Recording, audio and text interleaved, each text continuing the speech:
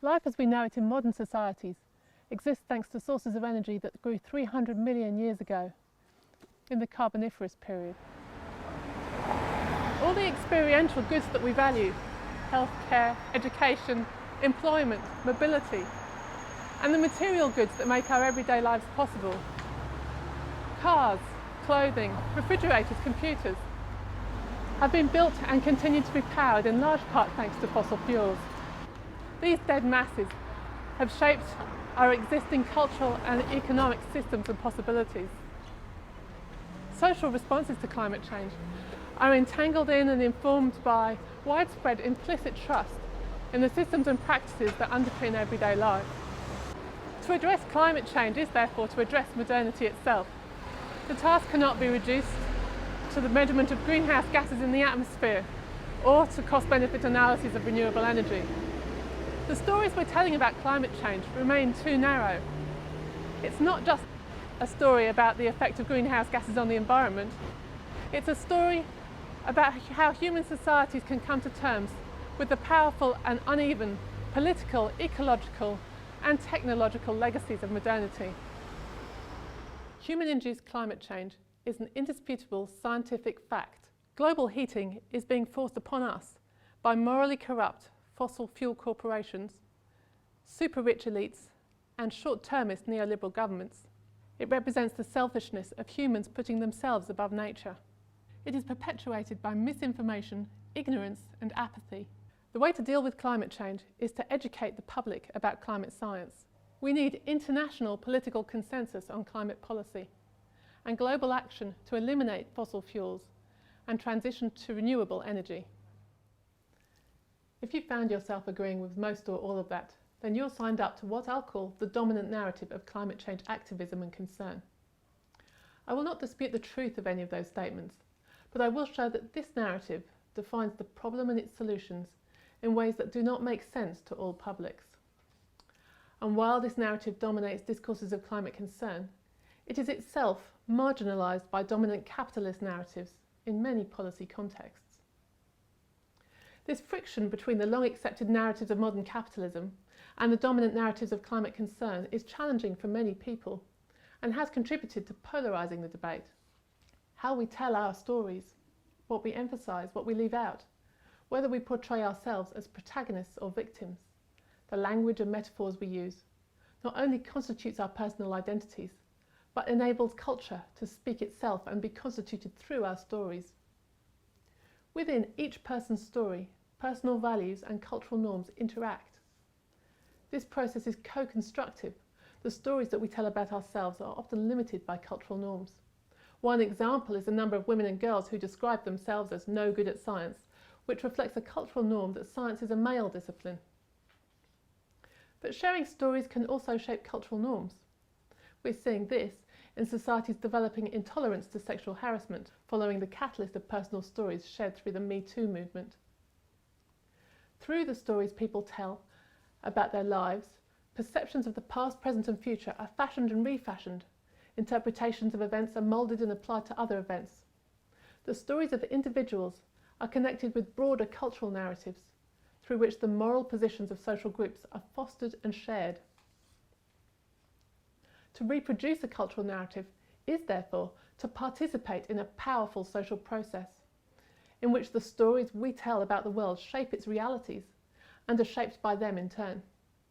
Rehearsing a cultural narrative often leads one to take a moral position and to situate oneself within a framework that tells others about your moral and social identity.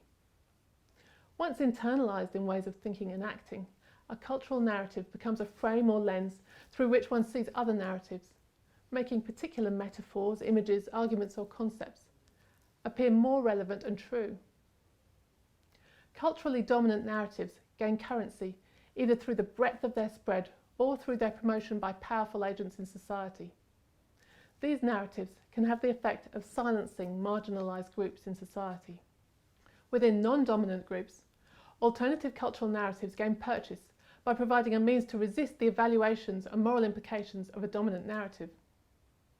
Cultural narratives reflect individuals' experience, but are collective and work to make some realities more likely than others. They define issues in particular ways, and in doing so, make certain pathways smoother and others more jarring and uncomfortable. I argue that we slip too easily into narrowly defined cultural narratives of climate concern, based on scientific risk assessment that presents climate change as first and foremost a scientific fact. These narratives foreground threatened nature and focus on environmental impacts, and they advocate a limited range of responses through intergovernmental agreements and energy transitions. These narratives, repeated by prominent messages for certain social groups, become associated with the identity of those groups. To belong, you buy in, investing your sense of self in the group narrative. It's all too simple to repeat something that you've heard a few times from people you trust, without giving too much thought to why you believe in it. And before long, these narratives become attached to your identity as a member of this social group. They become something it hurts to reconsider.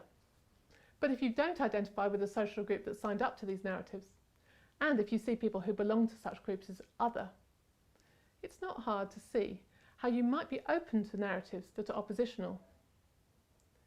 In this way, by uncritically perpetuating a narrow set of climate narratives as true, advocates of climate action can contribute to the formation of resistance and of oppositional discourse coalitions, and slip into the parallel ruts of polarised narratives created in previous cultural and environmental conflicts.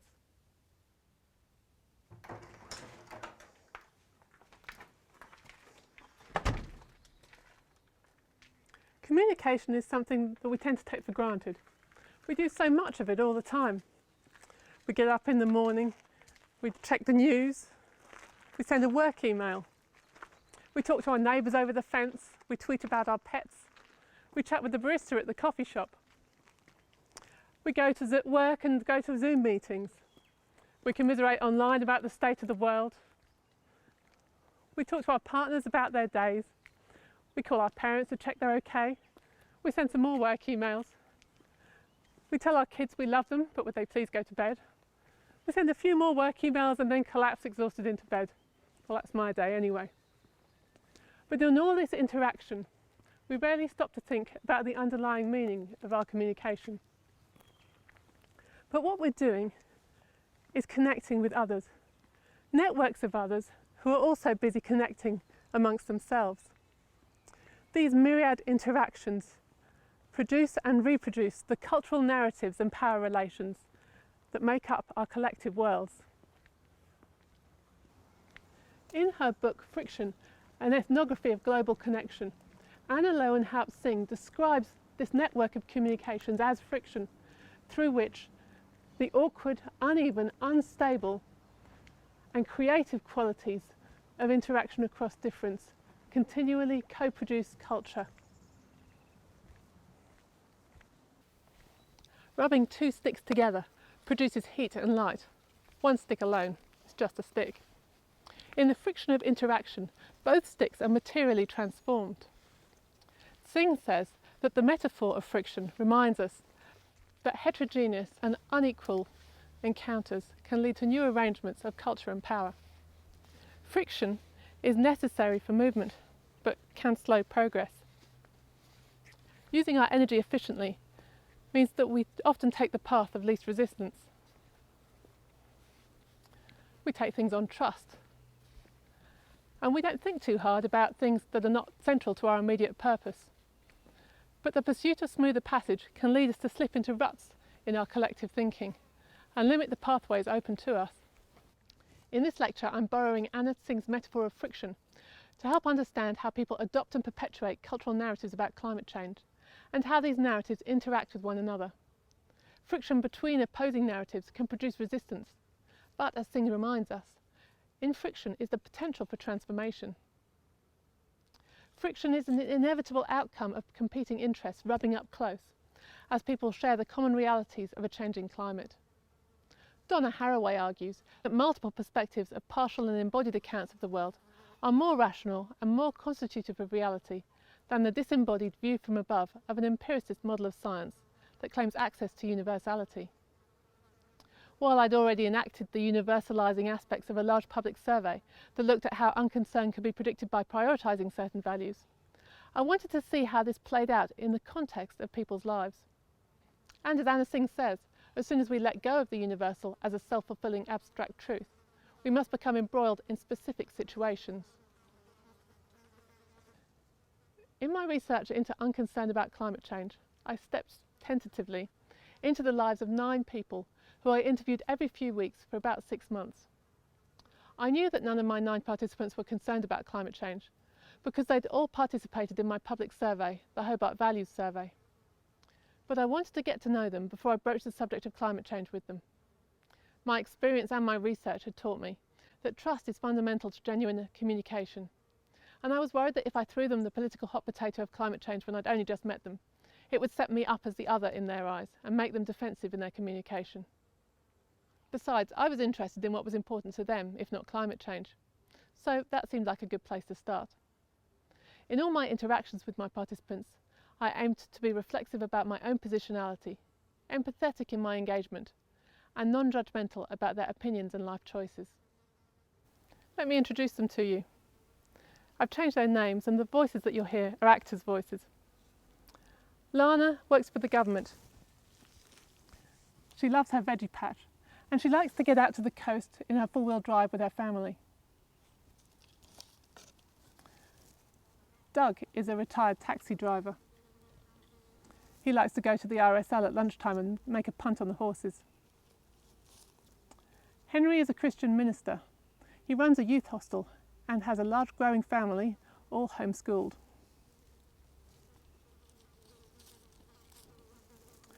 Neil is a student. He's also a member of the Young Liberal Party. Gerald grew up diving the coast of Tasmania, and he's seen the loss of the kelp forests. He'd like a bigger house and a better car.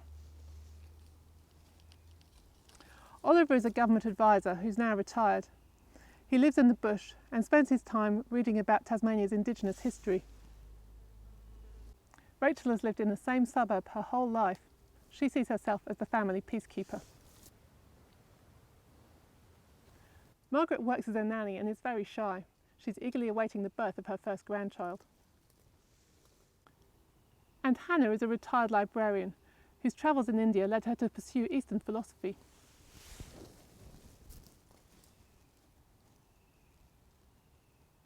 Because I was able to interview participants multiple times and gain a multifaceted and fine-grained understanding of their views and attitudes, I had a wealth of contextual information in which to situate their unconcern about climate change. Rather than attempting to make generalisations about reasons for unconcern across the group, I wanted to examine how individual views made sense to each participant in the context of their own lives.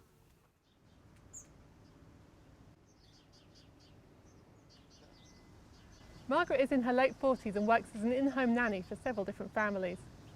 The nature of her job means that she often works long shifts and odd hours. She cares for very young babies through to primary school-aged children. We meet fortnightly when her schedule allows for a cup of tea and a chat at the tables outside a suburban cafe. Margaret's always been shy, a trait she thinks she may have inherited from her mother. Her upbringing was secluded because her parents did not socialise. They just never had friends, they just weren't that sort of people, so I had no experience of what it's like to have people come over or go to people's houses or anything like that. In our second interview, I began to realise that her shyness is quite extreme, in that she finds it extremely hard to have a conversation with adults who are not part of her family. I was pretty anxious because I don't like meeting people at all. I'm really an introvert. I don't like meeting people, I don't like talking to people. I like working with children. I like children. I don't like people. And I was like, oh no, I don't want to do it. And then I was thinking, no, I'm going to push myself. It's about time that I started pushing myself. It's only in the last few years that Margaret's found her vocation, working with children. It's been part of a long journey. Here I am at 47, and it's probably only been in my 40s that I've started to have a life outside of my own four walls, really. As a teenager, in an attempt to escape her controlling parents, she agreed to marry a man several years older than she was. Even before the wedding, she felt trapped into it. Within 3 months of our marriage, he was hitting me, yet we still had 3 children, and I truly thought I loved him. I won't share all of Margaret's story here. It's harrowing. But I can tell you she escaped a long-term domestic violence situation through the help of her church. My church life definitely made a difference because everybody believed in me over the years and saw my potential. However, Margaret began to feel that the control exerted on her by the church clergy was preventing her from living according to her own values and beliefs. Bringing your children up in an environment like that, you're going against the grain to take your children to the doctor, to give them antibiotics, to send them to school and not homeschool, to receive a welfare payment.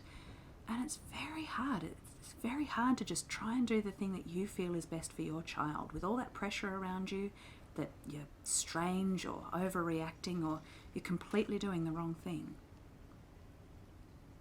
A lot of the time, the friction of thinking differently to the group was impossible, and Margaret learned to go along with the group narrative.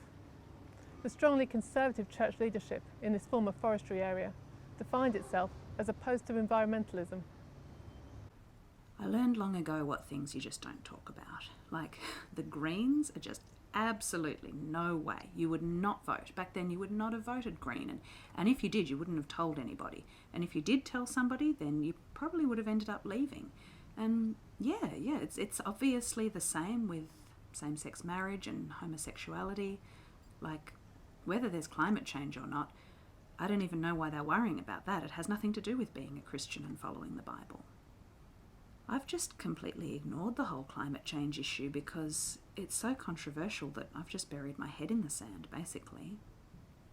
Eventually, after 17 years within this close-knit community, and with her children grown, Margaret decided to leave both the church and the area and move closer to Hobart. The move has been transformative for Margaret, largely because she just finally discovered her vocation in childcare. It's taken me all my life to find this job that I love, so it's very special. Working with young children gives Margaret a social status that she's never had in her interactions with adults.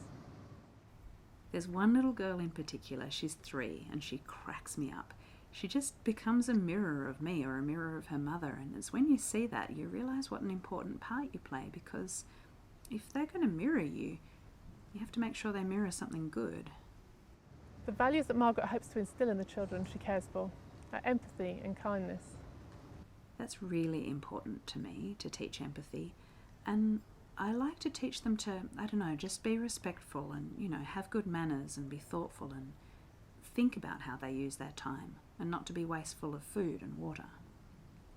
Margaret's story illustrates that just as climate change cannot be seen as independent from the other crises that face our societies, neither can it be understood as separate from the crises and challenges we face in our own lives.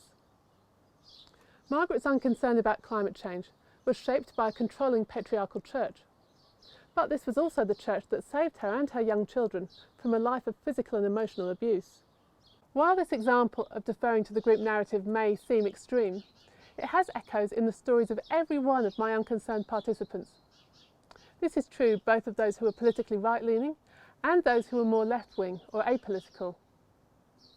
While polarisation about climate change is generally thought to conform to a left-right binary, my study found that some attitudes to climate change are poorly explained by this dualism. Seeing unconcerned as a right-wing attribute fails to account for the diverse political beliefs of people who feel in friction with existing narratives of climate concern. Advocates of climate change action often describe their work as a fight against powerful vested interests that profit from maintaining the status quo. Publics who are unconcerned about climate change are portrayed as victims of misinformation by powerful interest groups or as perpetrators of such misinformation. While these organised interest groups undoubtedly exist and do indeed spread misinformation, it's an oversimplification to suggest that the unconcerned are passive or unwitting victims of the narratives pushed by interest groups. If we cast the unconcerned as victims, we undermine their agency, their resistance, and their right to democratic participation in the debate. Examples of my participants' shared narratives on concern that resisted the dominant narrative were often focused on understandings of nature. Western environmentalist narratives describe nature as damaged and fragile, its wild places under threat and needing protection from humans. In contrast, my unconcerned participants felt that nature was vast and capable of absorbing and containing human impacts without being materially damaged. Climate change was natural for many of my participants, part of a natural pattern of cycles. Some were even optimistic about aspects of climate change. Oliver, for example, pointed out that carbon dioxide was good for plants and should therefore be good for agriculture. For several of my participants, humans have an important role to play in nature, as custodians, farmers and gardeners. They did not see wilderness as having a greater intrinsic value than farms, gardens or other obviously managed landscapes. That's not to say that they didn't have a feeling for nature, and several of them described it as important to their well-being. But in general, they tended to see nature not as something external to society that needed their care and protection, but as a gift from God that humans have both a right and a responsibility to use judiciously.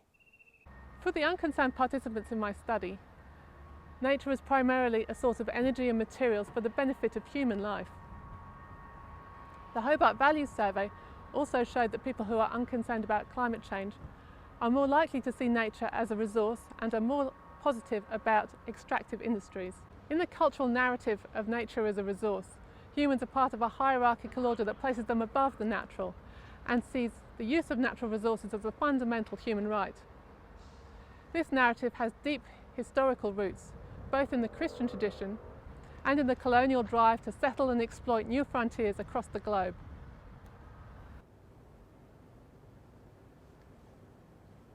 I'm going to introduce you to Neil. You won't be surprised that he's unconcerned about climate change. Neil is a member of the Young Liberals and aligns himself with the socially conservative side of the party. Tony Abbott was sort of like our hero. Neil is a science student who was brought up in relative poverty by his grandmother in a tight-knit Christian community. At 21, Neil decided to leave this community because of his concerns about some of its ethical positions. This experience led Neil to interrogate his own morality and left him with a strong sense of his own ethics. There are some issues on which Neil has a strong moral position. Other issues which are less relevant to him might lead him to hold views more loosely and playfully for reasons of political identity or to take part in the game of politics. He revels in the heat of confrontational political debate and he enjoys sparking arguments. He described to me a student politics dinner he attended in which there were members of the Student Union, the Greens Party and the Liberal Party. After an hour and a half of polite discussion, Neil recalls making a controversial claim about climate change just to generate friction. It was like a little bit of flint and bam, everyone's like at each other's throat. That was so much better. So then we could just have a few drinks and get into it. Despite this mischievous attitude, Neil has a strong sense of moral obligation, particularly focused on protecting people without power, such as children, the poor and refugees. Initially, when they came out with the Stop the Boat slogan, I was vehemently against that because I thought it was bad policy from a moral point of view.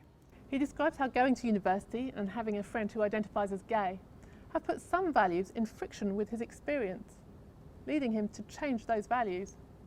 These tested values become stronger because they're personally relevant. I think values change over time because it's easy enough to say that this is something that I believe in or this is a value of morality that I hold to be true. But if it hasn't been tested, it doesn't really mean much either way. This attitude means that for Neil, forms of experience that are not personal or embodied are of lesser importance. This is a reactive form of value creation. Neil doesn't describe going out to seek ways to test his values, but adjusts his values when he finds they no longer fit his experience. On the climate, Neil said, "The problem is that if you're talking about climate change and it's a political debate, you've probably got someone from the Greens, and it's inbuilt into our political culture that if the Greens are on one side, the Liberals have to be on the other. So if the debate is about climate change, you'll hear very eloquent Liberal speeches about how it's nonsense." This is not an issue that has any personal purchase on him. His position seems pragmatically political and unemotional. When I asked him to imagine the Tasmanian climate in 2100, he says, "I think that it will probably be fairly similar as it is today. I don't think it will be particularly warmer or colder. I think there will probably be a few changes in the environment, but I don't think it's going to be disastrously different." Neil has been drawn to climate counter-narratives through his political group membership, and I think his concern is group-based more than it's ideological. Given his experience-centred model of values, you might expect that if he has the personal experience of a bushfire or a heat wave, He might change his views on climate, but there are clear social and political disincentives for him to do so. Like most of my participants, Neil saw advocacy for climate action as fundamentally linked to the membership of the Greens Party and to the environmentalist movement, and he identified his own social group as in friction with green identity. By sharing cultural narratives that are opposed to environmentalist narratives, individuals perform and reinforce their social identity as not green. Storylines and narratives that prioritise economic interests are one such set of cultural narratives that are often opposed to green identity. In the same way that foregrounding climate science allows the climate concerned to claim the authority of rationality in the debate, storing the economy as natural and foundational allows the unconcerned to mobilise economics as a means of creating culturally legitimate modes of rationality. The facts themselves have little purchase, because on the whole, people reason selectively based on values, worldviews and social identity. Cultural narratives focusing on the economic risks posed by climate action stress the need to give people the freedom to thrive through the use of natural resources. These narratives are at the heart of conservative identities and worldviews that prioritise giving individuals the opportunity to make their own way in life, as opposed to more liberal narratives that prioritise caring and nurture of both nature and humanity.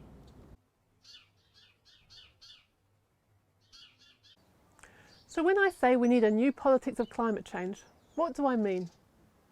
I would like to see a politics of climate change in which people like my participants, reasonable, moral, intelligent people whose social identities and worldviews are at odds with the narrow dominant narratives of climate change, can be included, respected and enabled to influence conversations about our climate future. To engage a broader public, we need to start from shared values and widen the range of narratives for climate action. The means for this new climate politics is two-way communication. Not persuasion or social marketing, but attention and dialogue. It means co-creating narratives of climate change that focus on human life and dignity rather than environmental values. People need to see their own values and people like them reflected in the stories we tell about climate change. Friction is inevitable, and unproductive conflict can never be ruled out of dialogue about climate change. But rather than pursuing parallel counter-narratives that develop in opposition to one another, with no points of overlap, we should look for the things that we have in common, the shared interests and values that spark connection. These can be a starting point for useful, agonistic political discussion about the many pathways forward. We need a spectrum of climate stories, not a single narrative which you can only opt into or opt out of. Most of my female participants, including Margaret, avoided talking about climate change because of the fear of being judged or of sparking conflict either within their family and social group or with those outside it. The product of this fear is climate silence.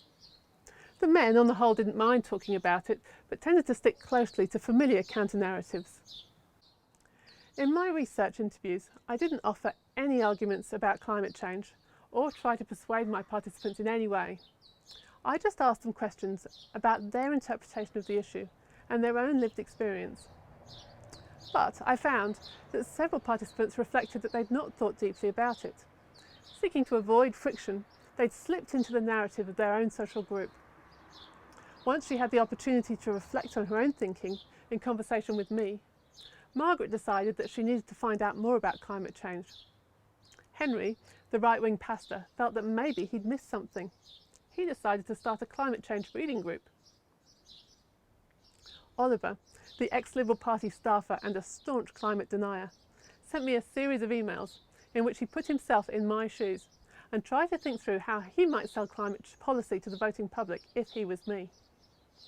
I think almost all of my participants found their range of climate narratives shifting after our meetings, and I was also affected. I no longer saw the unconcerned as other, and I became more critical and reflective about group narratives that I slip into. Productive climate friction involves creating spaces for respectful listening, dialogue and engagement with people from diverse social groups. One example of this is the citizens' climate assemblies currently happening across Europe. While these differ in their terms of reference and in their political power between nations, they have some things in common. People representative of different geographies, genders, ethnic backgrounds, levels of education, politics and attitudes to climate change are brought together to make policy recommendations on a pathway to zero emissions. In the UK, this group included 19% of participants who are unconcerned about climate change. Representativeness is important both for the credibility of the process and to generate a national debate capable of shifting out of the ruts of existing narratives. Interestingly, the UK Assembly agreed on key principles that changed the focus of the narrative, demanding fairness across sectors and geographies, incomes and health, freedom of choice for individuals and local areas, and co-benefits for the economy, health and communities. The value of this kind of process is that it starts new conversations across differences between social groups, and it begins to build new relationships and coalitions. It encourages deep thinking and meaningful interaction, and the identification of opportunities for complementary action, if not necessarily shared action. It's not in the public interest for climate change to be seen as a problem that's owned by a limited section of society, particularly if this contributes to oppositional social identities and polarisation. I hope that those of us who are engaged in climate advocacy can be inspired to think a little broader, to listen a little harder, and to start to engage in mutually transformative friction with people who resist the dominant narratives of climate change.